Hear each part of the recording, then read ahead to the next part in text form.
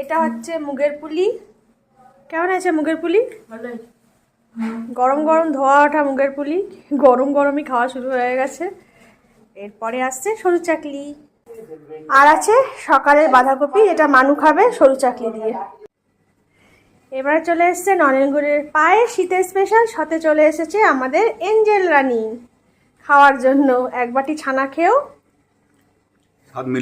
স্বাদ মিলল না। নেক্সট হচ্ছে দুধ পুলি। এবারে হচ্ছে পাটিসাপটা না খেলে কি হয়, প্রথমে ভেবেছিলাম করবো না, কিন্তু না, অল্প একটু বানিয়েই ফেললাম আজ।